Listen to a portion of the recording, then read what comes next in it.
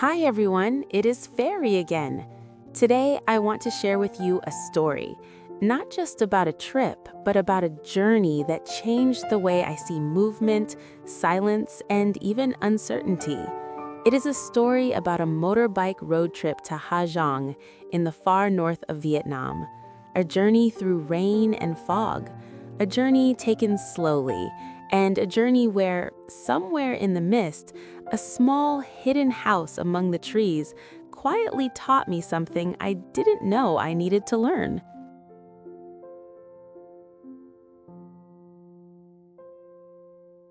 There are journeys we plan for months, mapping routes, booking rooms, listing must-see spots.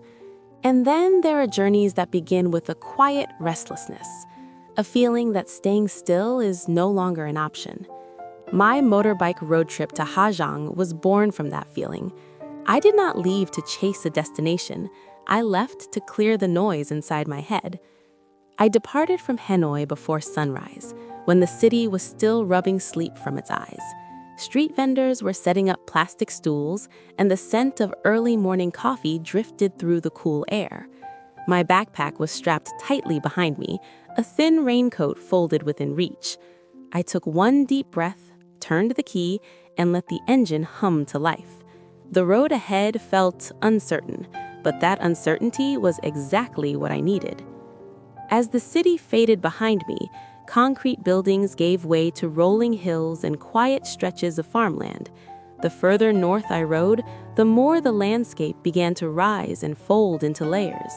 When the sign welcoming me to Hà Giang appeared by the roadside, something shifted inside me, a mix of anticipation and humility before the vastness of nature. But Hà Giang did not greet me with golden sunlight like the photographs I had seen. Instead, the rain arrived. It began as a soft mist, barely noticeable. Then it thickened into a curtain of water that blurred the horizon. Rain veiled the road ahead, and fog crept upward from the valleys, wrapping itself around the mountain passes. Within minutes, the world turned white and gray. I slowed down. The road toward the rocky plateau of Dong Van twisted like a ribbon draped across steep cliffs. On one side stood walls of jagged limestone. On the other, a drop into valleys hidden beneath clouds. Each curve demanded attention. Each incline reminded me that I was only a visitor here. I rode slowly, deliberately. The tires rolled through shallow pools of rainwater, reflecting a sky heavy with clouds. My gloves grew damp. Cold winds slipped through the edges of my jacket. I tightened my grip on the handlebars and focused on the rhythm of the engine. In the fog, distances became illusions. What looked near could be far. What seemed clear could disappear in seconds. At first, I wondered if I had chosen the wrong day to ride. But gradually, something about the rain began to feel intimate. The mountains softened behind the mist like brushstrokes in a watercolor painting. The trees lining the road deepened in color, their leaves glossy and dark from the downpour. The world felt quieter, as if the rain had muted everything unnecessary. Then, rounding a gentle bend, I saw it. In the distance, barely visible through the drifting fog, a small roof hid among the trees. It was a simple house, earth-toned walls, a dark sloping roof dampened by rain. Thin smoke rose from somewhere within, dissolving into the mist above. Tall trees surrounded it, their trunks straight and watchful, as if guarding the fragile warmth inside. I eased off the throttle and let the bike roll to a stop on the roadside. The engine clicked softly as it cooled. Without its hum, I could hear the rain clearly, steady, patient, endless. The house stood there quietly, untouched by hurry. I imagined a fire glowing inside. Perhaps a Hmong family gathered around it, sharing a meal of steamed corn or hot tea. Maybe children were laughing, their voices blending with the crackle of burning wood. I did not know their names, their stories, or their daily struggles, yet that small house radiated something universal: shelter, belonging, warmth. In that moment, I realized how much of my life back in the city revolved around speed, deadlines, notifications, endless tasks stacked one on another. Here, in the rain, staring at a distant home tucked into trees, I felt the permission to slow down, to exist without rushing toward the next milestone. I restarted the engine and continued on. The road eventually led me toward the legendary pass of moutain. Even through fog and drizzle, I could sense its grandeur. The cliffs rose dramatically, carved by time and weather.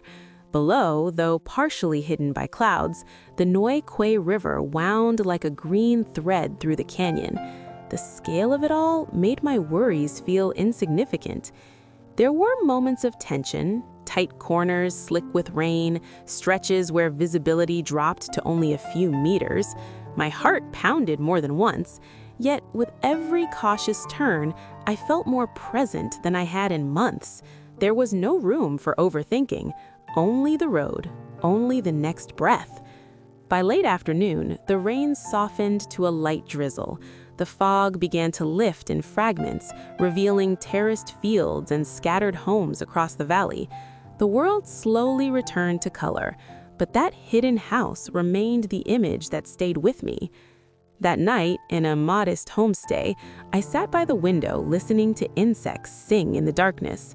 No traffic horns, no glowing office towers, just wind brushing against wooden walls and the steady rhythm of my own breathing. The journey had not been comfortable. I had been soaked, chilled, and tested by the mountain roads. Yet it was precisely that discomfort that stripped away distraction. Riding through rain forced me to surrender control, to trust my instincts, and to accept the unpredictability of nature. The next morning, when I began the ride back toward the lowlands, I carried something invisible but tangible within me, a quieter mind, a steadier heartbeat.